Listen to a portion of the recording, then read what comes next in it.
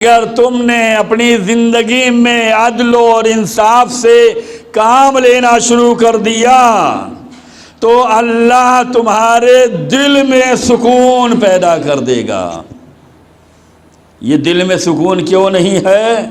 یہ بے چینی کیوں؟ یہ اضطراب کیوں؟ یہ پریشانی کیوں؟ کہا عدل و انصاف نہیں ہے۔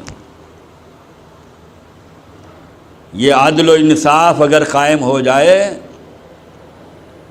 تو بی بی فرماتی ہیں کہ عدل کا قائم کر لینا، عدل کو نافذ کر دینا، یہ تمہارے دلوں کے سکون کا سبب ہوگا۔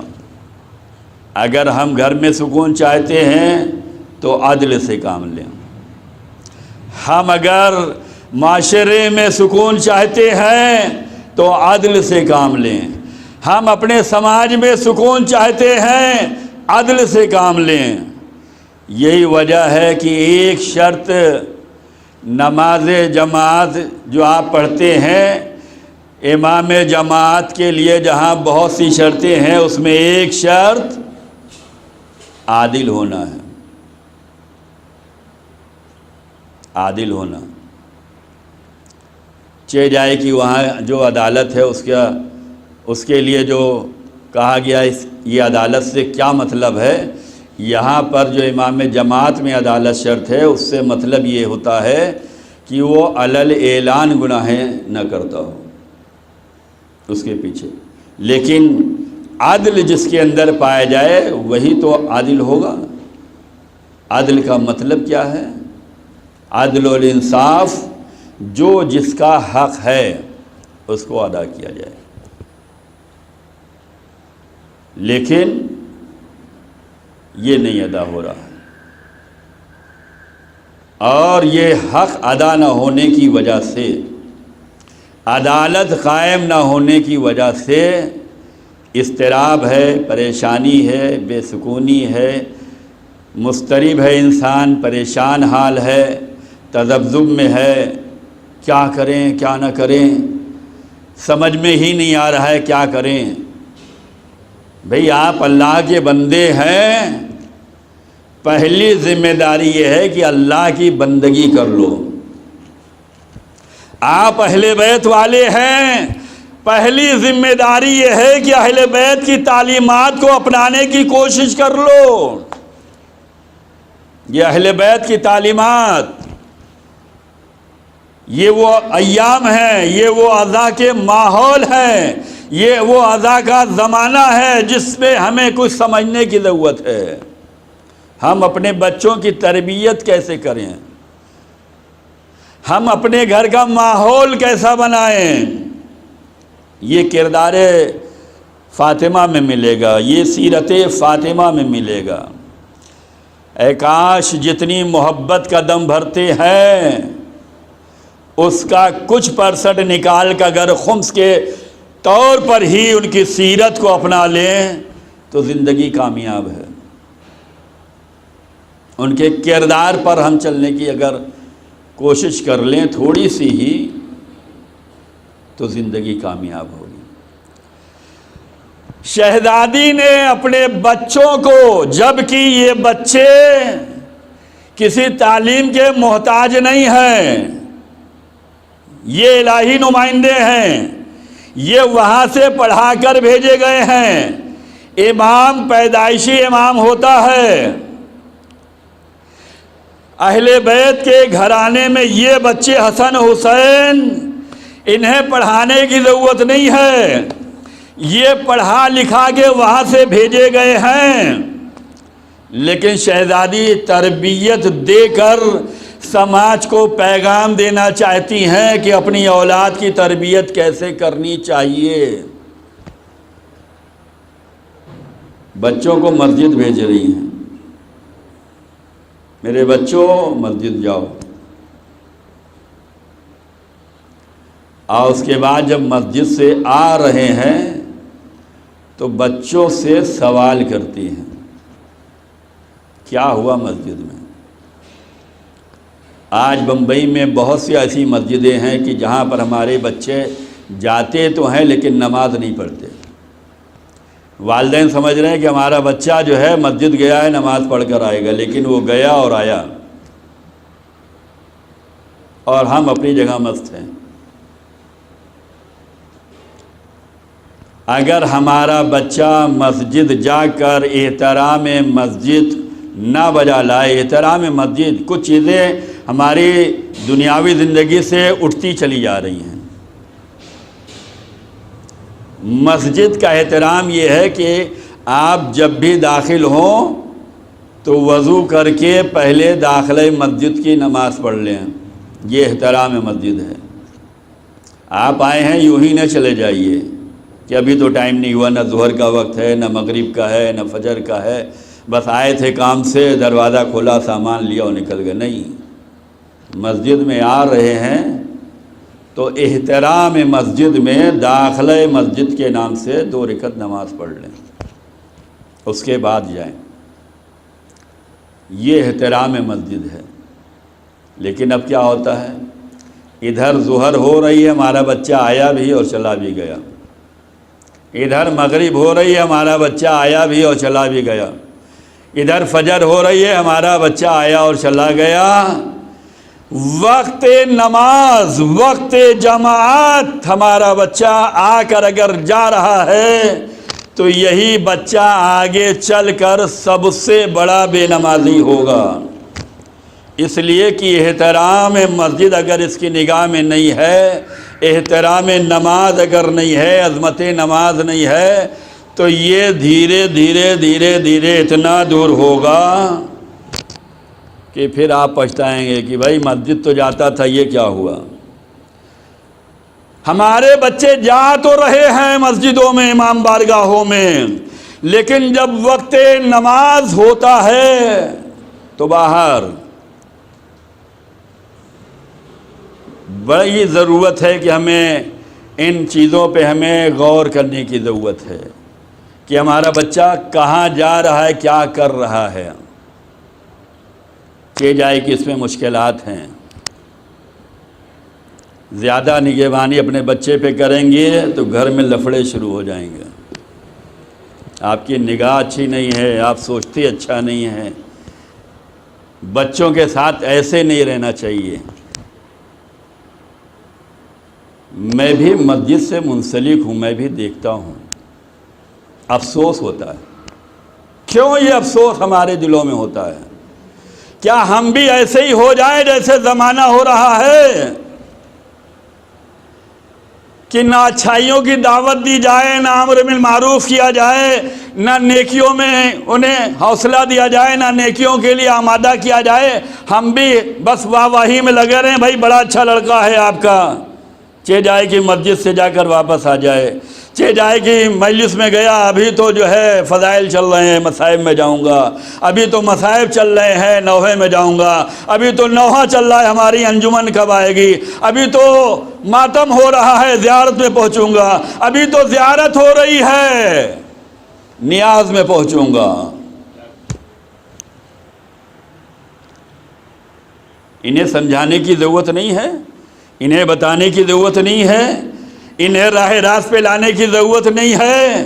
یہ اگر دھیرے دھیرے یہ کام کرتے رہیں گے تو آگے نڈر ہو جائیں گے، جری ہو جائیں گے۔ پھر انہیں سمجھاتے رہیے گا۔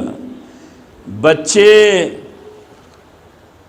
ان کو اگر بچپنے میں نہیں سکھایا گیا تو یہ لکڑی جو ہے، جو نرم و نازک ہوتی ہے، اسے چاہے جدھر موڑ لو، لیکن اگر انہیں چھوڑ دیا گیا تو یہ لکڑی ٹائٹ ہو جائے گی، اب یہ جھکے گی نہیں، یہ ٹوٹے گی۔ لہذا ضرورت اس بات کی ہے کہ ہم اپنے بچوں کی تربیت سے غافل نہ رہیں۔ ہمارے بچے جا رہے ہیں، مسجد میں جا رہے ہیں، کلاس چل رہا ہے، یہ کلاس کر تو رہے ہیں، آیا کلاس کر کے نماز پڑھ کے آتے ہیں یا بغیر نماز پڑھے آ جاتے ہیں؟ اس پہ بھی ہمیں غور کرنے کی ضرورت ہے۔ جناب سیدہ اپنے بچوں کو مسجد بھیج رہی ہیں، جب آ رہے ہیں تو پوچھ رہی ہیں کیا ہوا، کیا سنا، کیا بیان کیا گیا، کیا تمہاری سمجھ میں آیا۔ یہ امام حسن اور امام حسین کے لیے نہیں ہے، اہل بیت کا سارا کردار معاشرے کی تربیت کے لیے ہے. یہ ہمیں ہماری ہدایت کے لیے آئی ہیں، یہ ہمیں تعلیم دینے کے لیے آئے ہیں، یہ ہمیں سنوارنے کے لیے آئے ہیں، یہ ہمیں بندگی سکھانے کے لیے آئے ہیں. یہ اہل بیت اپنا کلمہ پڑھوانے نہیں آئے ہیں، یہ اپنے کلمے کو سے خوش نہیں ہوتے کہ ہمیں مان لو بہت بڑے ہو جاؤ گے. نہیں، اہل بیت کے سارے خاندان کو دیکھ لیں، اہل بیت کے سارے افراد کو دیکھ لیں، اہل بیت کی ہر شخصیت کو دیکھ لیں. کسی نے بھی اپنی تعریف نہیں کروائی ہے، بلکہ اپنے چاہنے والوں سے اللہ کی تعریف کروائی ہے.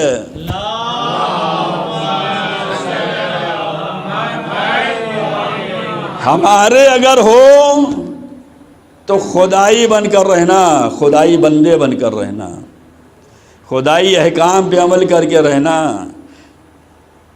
خدائی پیغام کو مانتے رہنا.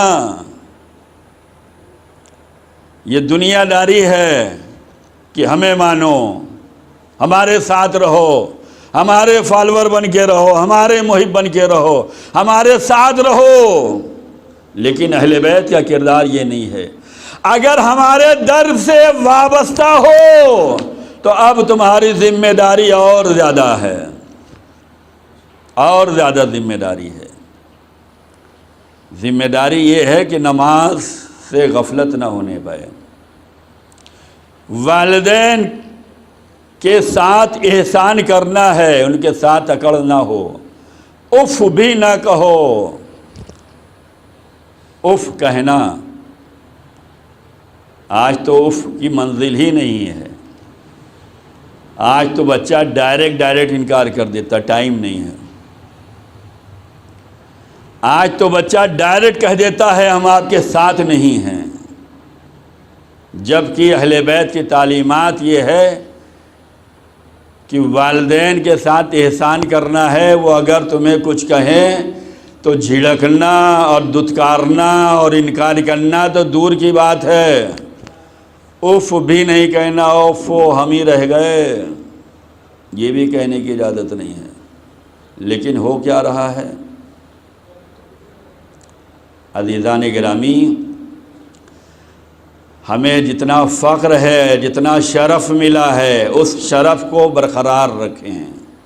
جیسے دنیاوی زندگی میں ہم اپنا اسٹیٹس برقرار رکھتے ہیں، کہاں کس سے ملنا ہے، کیسے ملنا ہے، کس لباس سے ملنا ہے، کس سجاوٹ کے ساتھ ملنا ہے، کس اسٹینڈرڈ کے ساتھ ملنا ہے، یہی اسٹینڈرڈ آپ اہل بیت کے ساتھ بھی اپنا بنا کر رکھیں. وہ آپ کو بلند ترین منزل پہ دیکھنا چاہتے ہیں، وہ آپ کو جو ہے تمام لوگوں سے جدا دیکھنا چاہتے ہیں، وہ آپ کو جو ہے پاک و پاکیزہ دیکھنا چاہتے ہیں، وہ آپ کو طیب و طاہر دیکھنا چاہتے ہیں، وہ آپ کو بندہ خدا دیکھنا چاہتے ہیں، وہ آپ کو اپنے گھر میں پاک و پاکیزہ خیال والا دیکھنا چاہتے ہیں، وہ آپ کو با اخلاق دیکھنا چاہتے ہیں، وہ آپ کو عبادت گزار دیکھنا چاہتے ہیں. اس اسٹینڈرڈ کو برقرار رکھیے. جناب سیدہ پوچھتی ہیں کہ مسجد گئے تھے، کیا ہوا؟ میرے بابا نے کیا پیغام دیا؟ آج کیا بیان کیا گیا ہے؟ یہ درس ہمارے لیے ہے. ہمارے بچے مسجدوں میں جائیں، ہمارے بچے مجلسوں میں جائیں، ہمارے بچے شبیداریوں میں جائیں، تو اتنا حق تو ہمیں اپنے بچوں کے ساتھ ادا کرنا ہے کہ ہمارا بچہ کہاں جا رہا ہے، کیا سیکھ کر آ رہا ہے، کیا سمجھ رہا ہے. مولا علی گزر رہے تھے اور آخری زمانے کے بچوں کو یاد کر کے مولا رو رہے ہیں. آیا ہم وہ کام کریں جس سے مولا روئیں، یا ہمیں وہ کام کرنا چاہیے جس سے مولا خوش ہوں؟ عزیزان گرامی، یہ تعلیم و تربیت پر ہمیں خصوصی توجہ دینے کی ضرورت ہے. جناب زہرا کا کردار بتلاتا ہے کس طریقے سے اپنے بچوں کا خیال رکھا ہے۔ آج بچے تو نوکرانی کے ذریعے پالے جا رہے ہیں، مائیں تو بازار میں ہیں، آفسوں میں ہیں، جاب پہ ہیں، کاروبار میں ہیں، بزنس کر رہی ہیں۔ جب پالنے کی ضرورت ہے تب تو ہم مارکیٹ میں ہیں۔ یہ بچے کیا گل کھلائیں گے؟ یہ بچے کیا احترام والدین کریں گے؟ یہ بچے کیا فرما بردار بن کر آئیں گے؟ یہ بچے کیا پڑھ رہے ہیں؟ ابھی تو سب دیکھی دیکھا، آپ کا بچہ اس اسکول میں ہے تو ہمارا بچہ بھی اسی اسکول میں جائے گا، آپ کا بچہ اس کلاسز میں ہے تو ہمارا بچہ بھی اسی کلاسز میں جائے گا۔ عزیزان گرامی، اپنے بچوں پر ہمیں نگہبانی کرنی ہے، دیکھ بھال کرنا ہے، پرورش کے انتظام کرنے ہیں۔ یہ وہ چیزیں ہیں جو ثواب جاریہ بھی بن جاتی ہیں، اور یہی وہ چیز ہے جو عذاب جاریہ بھی بن جاتی ہیں۔ اگر ہم نے اپنے بچے کی صحیح تربیت کی ہے تو یہ ثواب جاریہ ہے، کرے گا یہ ثواب ہمارے نامہ اعمال میں آئے گا۔ نمازی اگر بنایا، پڑھے گا یہ ثواب ہمارے نامہ اعمال میں آئے گا۔ قرآن کی اسے تعلیم دی، قرآن کی تلاوت یہ کرے گا، ثواب ہمیں ملے گا۔ اگر ہم نے اسے کا اخلاق اچھا کر دیا، اخلاق کا مظاہرہ یہ کرے گا، ثواب ہمیں ملنے والا ہے۔ اگر ہم نے والدین کا احترام کیسے کیا جاتا ہے یہ سکھا دیا، ثواب کرے گا یہ ثواب ہمیں ملنے والا ہے۔ رشتہ داروں کے ساتھ کیا حسن سلوک کرنا ہے، مظاہرہ یہ کرے گا، ثواب ہمیں ملنے والا ہے۔ یہ نیکیاں کرتا جائے گا، ثواب ہمیں ملتا جائے گا۔ اگر اچھی تربیت کر کے جا رہے ہیں تو یہ ثواب جاریہ بنے گا۔ اور اگر ہم نے خدا نخواستہ نماز کی اہمیت گھٹا دی، بیٹا اسکول جانا ہے، ٹائم ہی نہیں ملا نماز کا، یہ نماز سے آپ بچے کو دور کر رہے ہیں۔ اب یہ اگر نماز سے غافل ہے تو یہ عذاب جاریہ ہمارے نامہ اعمال میں آئے گا۔ اگر ہم نے اس سے کے سامنے قرآن کی کوئی اہمیت ہی نہیں دی، بیٹا یہ ہوم ورک کر لو، قرآن بعد میں پڑھ لینا، اب یہ قرآن سے دور رہے گا تو یہ عذاب جاریہ ہمارے نامہ اعمال میں آئے گا۔ یہ اگر خاندان والوں کے ساتھ اخلاق کا مظاہرہ نہیں کرے گا، کرے گا یہ عذاب ہمارے نامہ اعمال میں آئے گا۔ کیوں؟ یہ والدین کی ذمہ داری تھی، تربیت۔ اگر اچھی تربیت ہو گئی تو یہ ثواب جاریہ ہے، اور اگر تربیت بیکار ہو گئی تو یہ عذاب جاریہ ہے۔ شہزادی اپنے بچوں سے سوال کر کے اپنے چاہنے والے کو، سماج کو، معاشرے کو، انسانیت کو پیغام دے رہی ہیں کہ کبھی بھی اپنے بچوں سے غافل نہ رہنا، ان سے غافل نہ رہنا۔ جبکہ جناب سیدہ بڑی عظیم ہے،